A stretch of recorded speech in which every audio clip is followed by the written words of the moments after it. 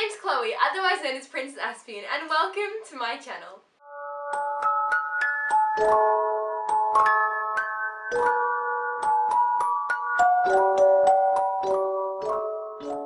I've always been a terrible sleeper. I've never been the sort of person who's able to fall asleep the second my head touches the pillow. People that are like that just confuse me. I don't understand how you do it. And I often find myself waking up at night completely unrested several times throughout the night, early in the morning, whatever, which has given me the name as nocturnal by my parents. I didn't exactly choose to be nocturnal though. I mean, I could probably try and fall asleep any place, any time of the day, any given circumstance, and I'd still find it impossible. My brain just simply does not enjoy the idea of falling asleep. There's just too many things to be thinking about. Over the years, however, I have found little tips and tricks and bits and pieces to slowly find it slightly easier. Putting an audiobook on helps. You know, having that kind of thing to be able to focus on and pay my attention to while my brain is busy trying to fall asleep. Which I guess isn't that weird. I mean, a lot of people have to listen to something before they fall asleep. A lot of people fall asleep listening to music or the television or something like that. So I don't think it's particularly out of the ordinary. What is, however, slightly out of the ordinary is as the years went on, as my sleeping habits started to get worse and worse and worse, my little things that I used to fall asleep developed and got stranger as well. I soon found that the only way I was able to sleep was having something on top of me, and I don't mean like having a blanket or a doona or a quilt or a duvet or something like that. I mean like having 90 million stuffed animals on top of my body. It got to a stage where I wasn't even a person anymore, that I was literally just a pile of stuffed animals. It had consumed me. I suppose again for me though, it wasn't exactly that strange or that odd, because I used to always do the exact same thing when I'd get stressed out or upset or I had a big day or I was tired. That would always be my go-to thing to just kind of zone out and relax, just falling into a pile of stuffed animals. So including that into my sleeping routine wasn't exactly that strange. However, as I started to grow older and my sleeping arrangements did again start getting worse and worse, I found that sleeping underneath a pile of stuffed animals just didn't really make the cut anymore. So each night before I went to bed, I'd start scavenging literally anything I could from around the house. This could mean my brother's and my sister's stuffed animals, pillows and blankets and rugs, and honestly anything that I could drape over the top of my body as I fell asleep. Now I've slept like this for years with an assortment of piled junk on top of my body, and my mum and dad had always put it down to me being too lazy to clean my bed off before I went to sleep. Ah, parents, if only you knew how naive we were. I started to grow agitated and upset and angry and exhausted because I could never sleep, and trying to calm me down and be able to get me to sleep was similar to trying to calm down an angry, hungry tiger. Hint, close to impossible. And what I did is something that I always tend to do when I don't know the answer to something.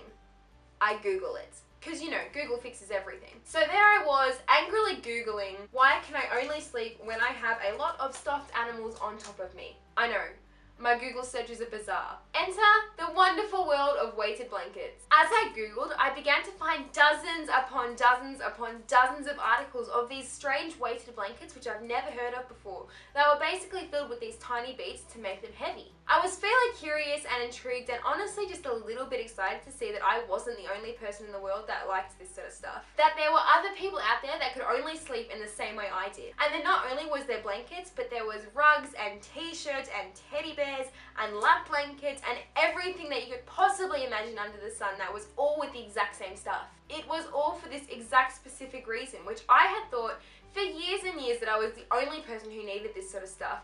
And as I began to find out on my Asperger's journey that there's a lot of other people going through the exact same thing that I am, I became completely hooked on the idea of getting a weighted blanket, and I began to Google it and research it and find out everything I possibly could about this magical item as I possibly could. What exactly are weighted blankets though, I hear you ask? What do they do and why do they help you? Let me explain to you in Chloe terms. Weighted blankets are proven to be one of the most successful therapies and tools to help people with autism, ADD, ADHD, anxiety, depression, and any other thing that can be related to autism or anything along those lines. Now, I'm not fantastic with all of that sciencey stuff. It was my worst subject in school. I dropped out of it in year 9.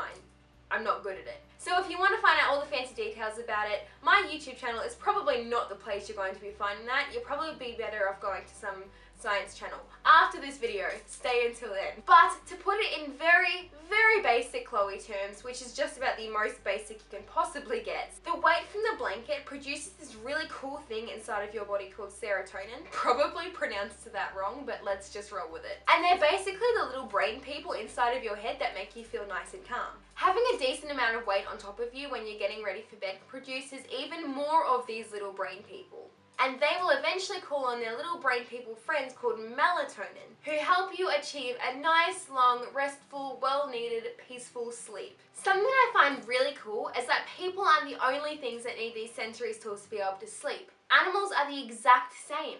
Temple Grandin, who was one of my favourite people in the entire universe, invented this thing called a squeeze machine, which actually, now that I think about it, does sound quite macabre. But it originated the original ideas for the weighted blanket, even though it started off as something to help cows. Basically, in situations that can get nerve-wracking or stressful for the cattle, such as vet visits and going on trucks and stuff like that, they're put into this chute which has these sides on the side of them, which gently squeeze the cows so they're able to release all that serotonin and melatonin and blah blah blah that I was talking about beforehand, which helps them to relax. And cats are the exact same. Have you ever noticed how cats seem to always find the most bizarre places to sleep ever?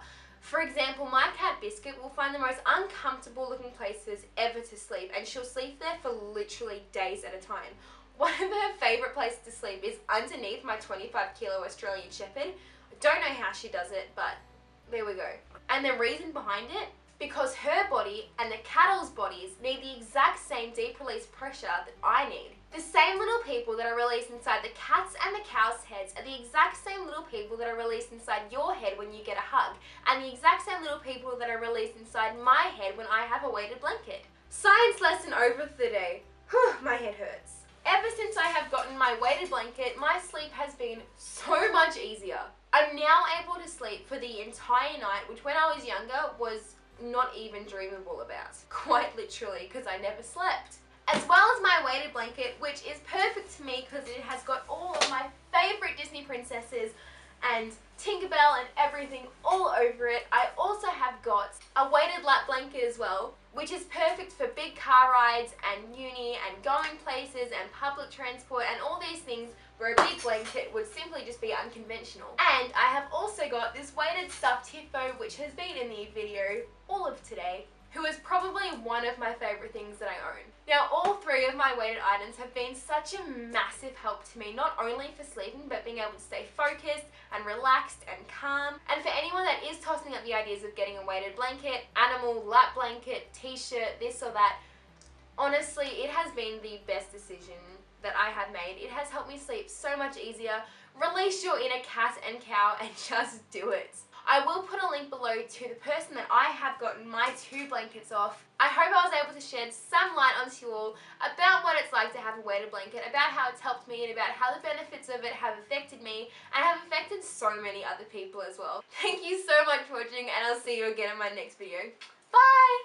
So when the doctors started asking me pretty extreme questions and doing things that I didn't want to be done, and I just completely shut off, or I would cry, or I wouldn't answer their questions, or I'd look to mum to get her to answer them instead, they were all kind of not going with it. I was actually getting scolded quite a bit for acting the way I was, or for making my mum answer the questions.